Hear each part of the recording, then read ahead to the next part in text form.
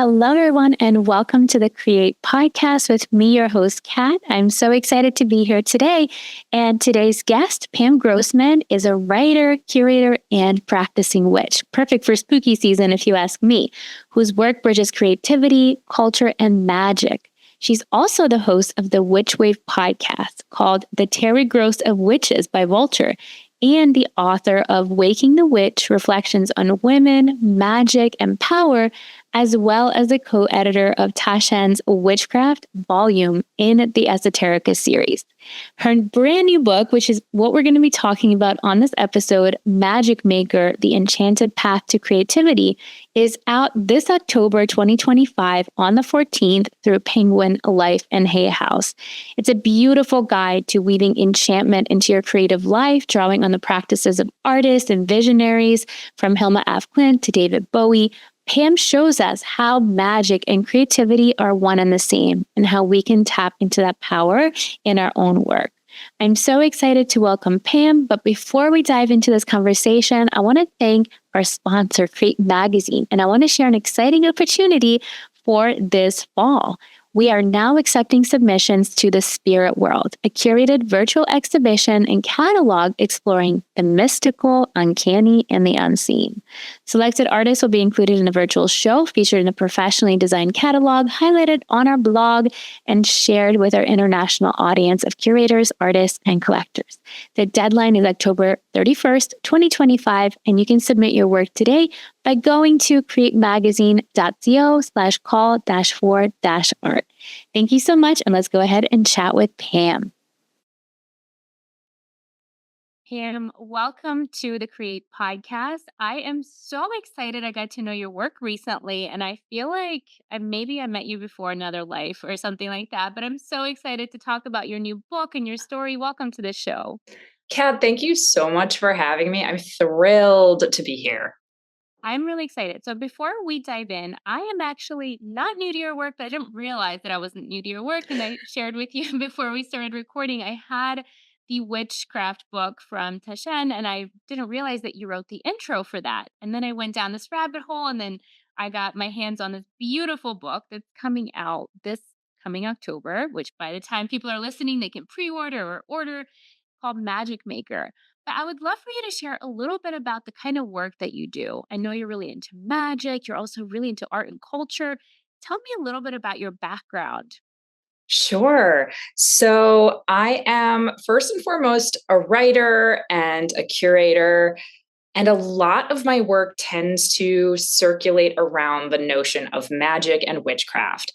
I also happen to be a practicing witch, and that's a very key part of my identity and my spiritual practice. But what happened is for a long, long time, I really kept those parts of myself kind of bifurcated. I was, writing and all throughout growing up, I made music and I painted and wrote poetry and did all these creative things. And I was casting spells and communing with the goddess and all of this stuff. And I realized that in fact, when I was approaching my creative process and when I was approaching my magical life, I was kind of doing the same thing. I was using a lot of the same techniques. And so I eventually began to integrate that a little more mindfully. And that's essentially what my new book, Magic Maker, is about. But leading up to that book, a lot of my books are about the archetype of the witch.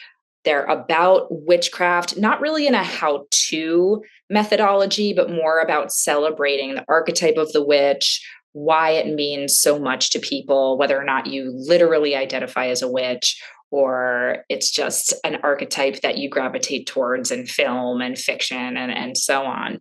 And I'm so happy the Taschen witchcraft book found its way to you. I actually co-edited and co-wrote the whole book as well, which was so exciting to do. It was in collaboration with Jessica Hundley, who does the Library of Esoterica series. And my prior book to that is a book called Waking the Witch, Reflections on Women, Magic, and Power. And then I have a podcast called The Witch Wave. So lots and lots of my work has to do with magic. Thank you for that beautiful intro. And I think everyone should order all your books, even the ones that you co wrote and co created. I just absolutely love what you're doing. And I love the podcast too. So shout out to The Witch Wave. Now, something that I want to address, I'm sure you get this question all the time. For those folks listening who might have a negative connotation with the word witch or witchcraft or even magic, you personally I heard you refer to yourself as a Jewitch, which is so cool. But for those who maybe grew up in a religious or very Christian, Orthodox household, can you talk a little bit about some misconceptions about what a witch is? And can you be a Christian and a witch at the same time, for example? Sure. Let me answer that last part first, which is yes, you can be anything and a witch. Some people do turn towards modern witchcraft because maybe they had an insufficient upbringing in some kind of religious household that made them feel small or rejected or turned off or judged. So, yes, some people turn away from their religion of origin toward modern witchcraft, but many, many people integrate witchcraft with their religion of origin. And that is totally fine too. I think of modern witchcraft as kind of a modifier or an amplifier. It can enhance whatever spiritual practice you already have, or it can just be a new practice that you integrate if you consider yourself not spiritual to begin with. Now, in terms of that word witch, you're absolutely right. For many, many hundreds, if not thousands of years, that word has been used as a negative epithet to silence, persecute, shame outsiders, especially women, though not always. Certainly, people of all genders have been considered witches. And, here's where things get a little tricky because there is a tradition of magical practice in everybody's lineage.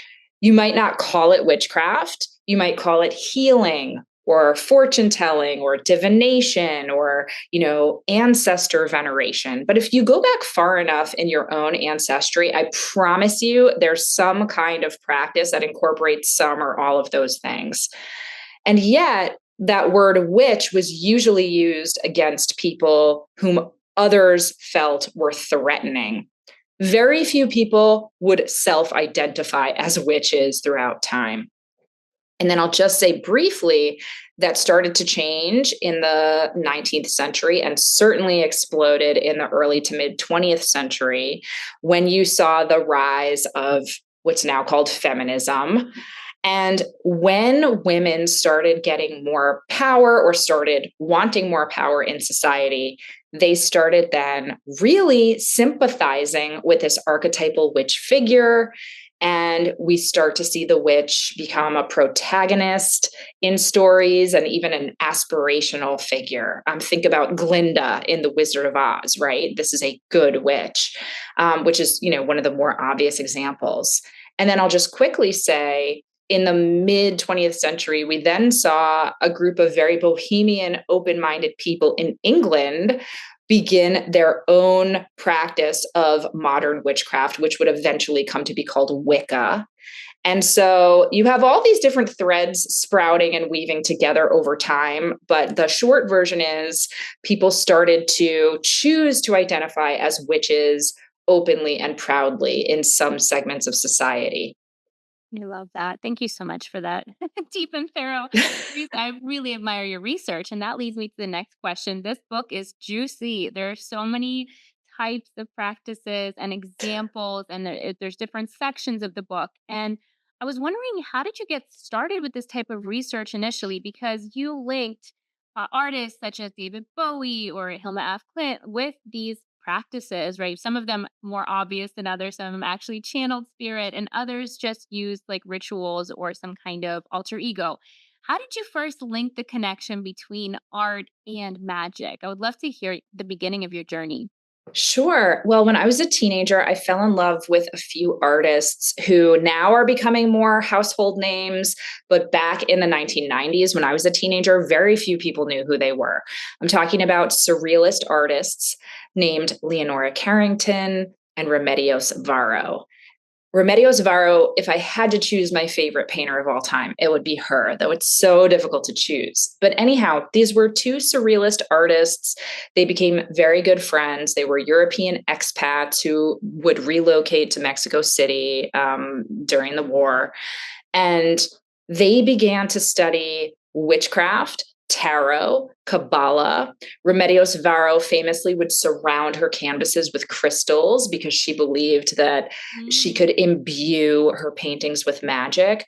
So, anyhow, I fell in love with their work, not only because their work was very mythical and magical, but also because they were using magical techniques to create that work. So, that's probably where my love began in terms of linking at least fine art with magical practice. That's so cool. Thank you for sharing that. I had a girlfriend who was in my community and she still practices too. And she would do like moon water for her paintings. She would do all kinds of crystal soaked things. And it's such a beautiful thing.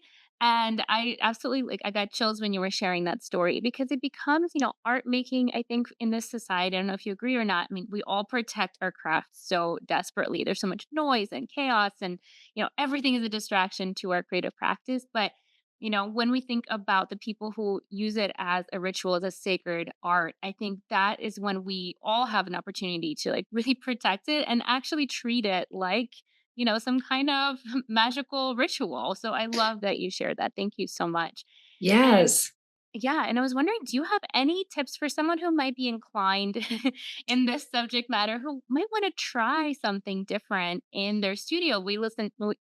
We have a lot of listeners who are artists or visual artists or creative entrepreneurs. Do you have any simple things that we can do to kind of connect to spirit with their practice?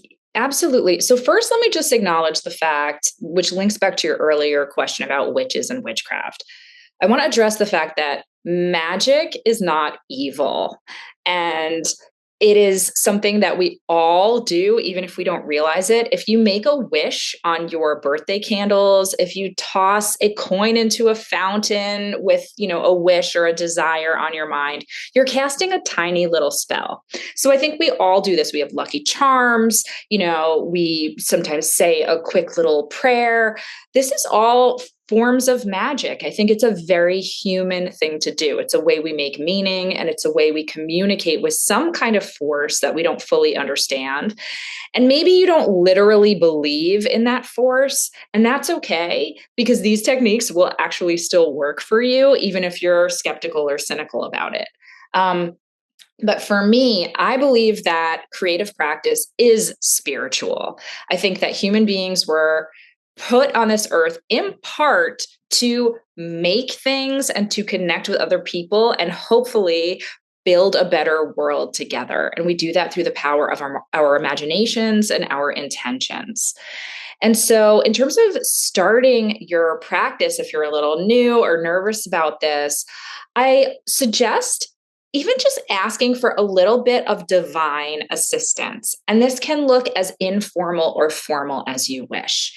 So before you sit down to write or paint or compose a song, if you close your eyes, take a deep breath, and whether saying it silently to yourself or out loud, you just ask for spirit of whatever name you choose. You can call it God, source, creative force. If there's a deity you really love, if you want to ask David Bowie for help, do it. It really doesn't matter, but you're asking somebody for help and you're asking them to collaborate with you in your making. It can be that simple. I also like to leave a little offering so I can light a candle or a stick of incense, maybe leave some flowers out, just as a way of, signaling that there's an energetic exchange here. And that's it. And then you begin. And even that simple act is going to shift your consciousness, and it just changes the way that you relate to your work. And it becomes less about you and control and your ego and are people going to like it and is it good? And it's more about just surrendering and seeing what comes through and knowing that it's not only you creating it. And it just really helps. Like it just eases a lot of anxiety and it allows for all kinds of inspiration to come through that might not ordinarily. I love that so much. I so agree with you, especially the ego part. And know a lot of younger artists or people who are just starting, this is a big concern for them. Like, are people going to like this? How am I going to make money? And would you say that magic or the spiritual practice, is this something that can also be applied to business and abundance, right? Because we do need to pay our bills, but is that something we can also offer up and get guidance on? I would say yes. There's a long tradition of magic being about trying to attract abundance or trying to attract success. Absolutely. But for me, I do differentiate. And I am not satisfied with this language, but I do differentiate between what I'll clumsily call like a low frequency desire and a high frequency desire. And that doesn't mean one is worse than the other, but a low frequency desire is about material, success. It's about your ego, perception. We all have those needs and desires. I don't think there's anything shameful about it. But if you're only operating out of the low frequency, you're cutting off this whole other frequency that is about something really divine and magical and purposeful coming through you and your work. So, Mm. sure, it's fine to ask for help. Oh, I hope many people read my book. I hope I can continue to pay my bills and live abundantly. Of course, I feel that way about this new book coming out. But then I have this higher frequency intention where I say, may this book help the most people it can help. May it do the most good in the world. May it generate more magic, more creativity, more inspiration, more connection, more love. And so it's not only about the money and how it's going to be perceived. Thank you so much for speaking on this because it's a huge topic. I think right now, especially, I mean, it's always been a huge topic for humans. But I actually like the description of low frequency and high because I'm sure you've had this experience as well when you just get inspired or you're channeling something and it comes out and you almost had no control or no say and you're so excited about it. It just leads to opportunities naturally. You don't have to force it. You don't have to like market and post and do all the bro marketing things. It just happens. And I think it's such a beautiful thing to learn. But I know our human ego likes to to question those experiences as well. And maybe in your life, if you could share some examples, because you worked with amazing institutions like MoMA and NYU, and you speak at all these incredible panels and events. How do you think that being in a higher frequency or being more connected to your spirit or to magic has helped you, maybe in some ways, to share your message and not worry so much about how it's going to happen? It is everything for me because I am somebody who lives with anxiety. I am someone who I don't get nervous public speaking, not really. For some reason, I enjoy doing that. But there are certain contexts in which I'm invited to speak that, of course, I get nervous or I feel maybe a little intimidated or I want to do well or I'm not sure how it's going to be perceived. And when I tap into what I call capital S spirit, and I ask for help and I set the intention in a similar way that I just shared with you, it doesn't make me stop being nervous entirely, but it helps me shift into trusting that it's not about me.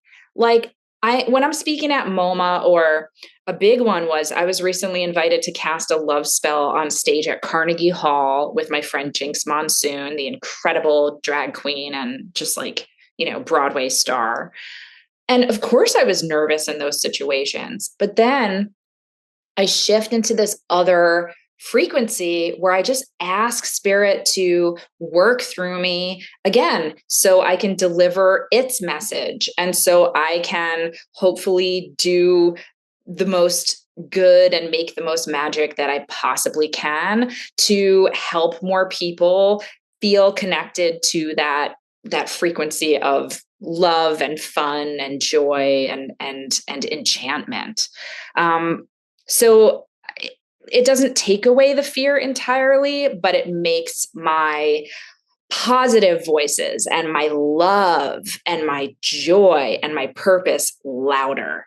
Thank you so much for sharing that. Yeah, I agree. It's almost like you have backup too. Yeah, And you're not big time. alone. Yeah, it's so beautiful. Thank you for that. Now, let's talk a little bit more about this awesome book, Magic Maker, The Enchanted Path to Creativity. I would love to hear who you wrote this book for and what do you hope that the readers experience or learn from it? I wrote it for you. I wrote it for I anybody listening. know it. I wrote it for anyone who wants to tap into their creativity with more ease and more support.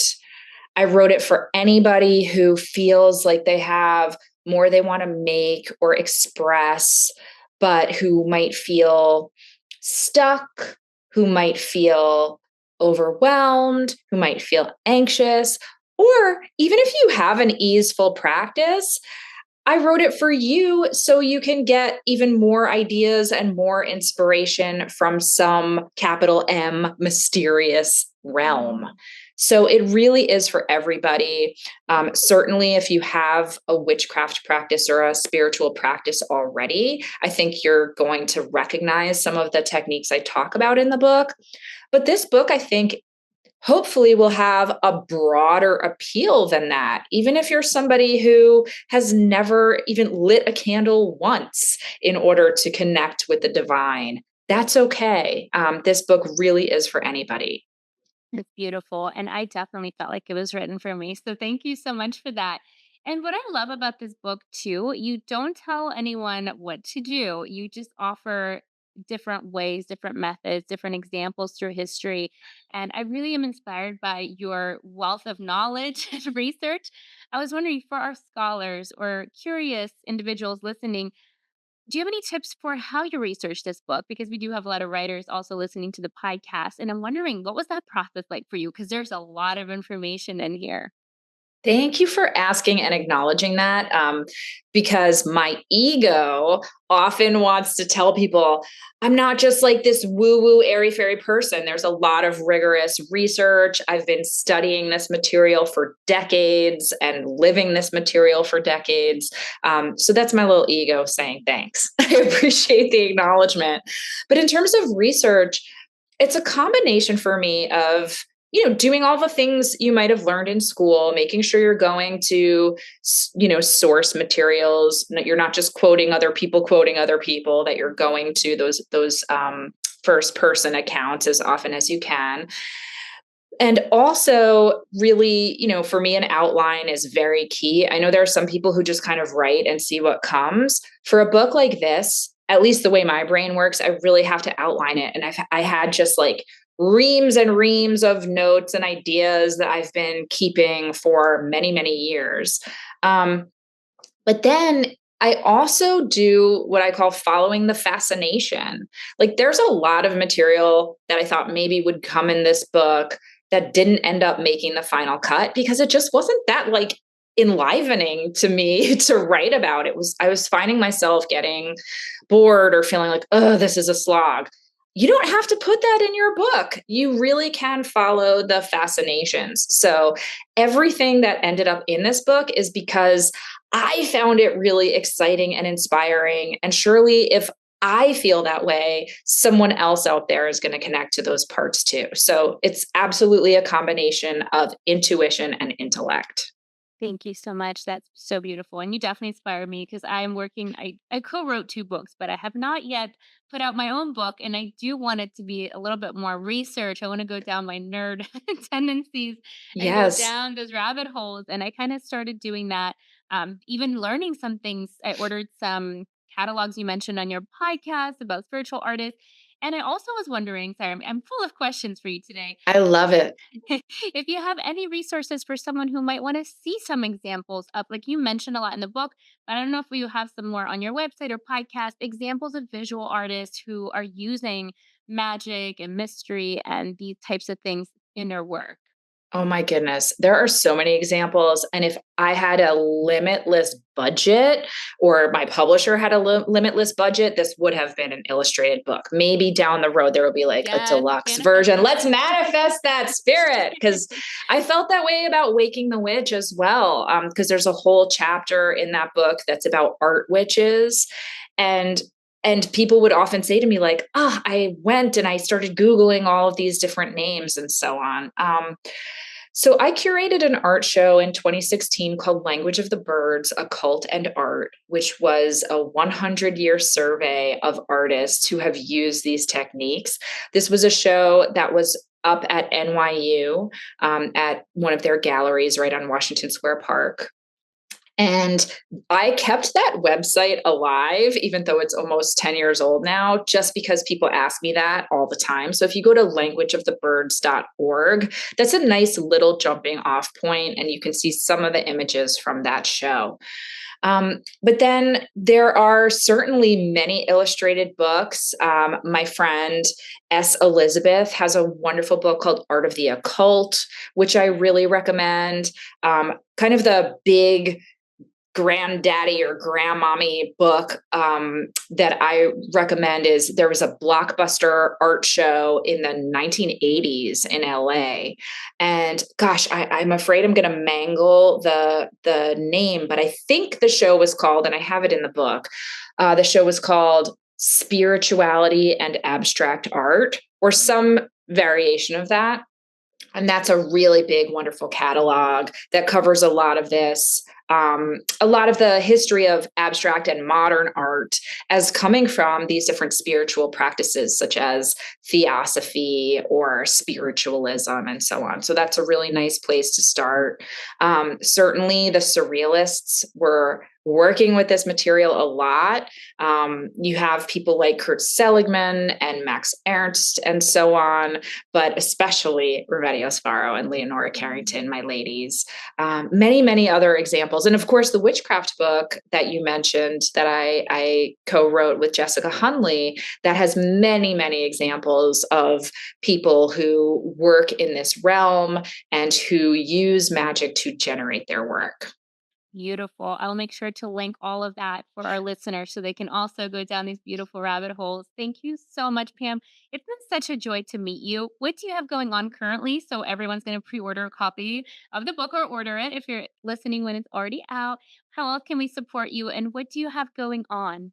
Thank you so much for asking. So, first and foremost, the book comes out on October 14th, and it's available in America, Canada, the UK, most English speaking countries around the world. I think it is going to be available in Spanish and then hopefully other languages to come. So, supporting the book is so, so, so appreciated by me. The Witch Wave season 9 just came back. My first guest is actually Steve Burns from Blue's Clues, if you can believe it. Do you remember that show from Nickelodeon? And we have a really beautiful talk about spirituality and the magic tricks he uses to connect with his audience. So listening to The Witch Wave. I have a Patreon where you can get bonus Witch Wave episodes, ad-free Witch Wave episodes, and do a monthly ritual with me virtually. So those are the big things. And then I'm going to be on a book tour. Would love to see you on the road and come say hi, make some magic with me. Oh my gosh, so looking forward to tuning in and catching up on all the beautiful things you're doing. Thank you so much, Pam, for your time. And thank you for being on the Create podcast. So appreciate it. And so just am inspired by the work that you're doing. Thank you so much, Kat. This was such a joy, and I appreciate you.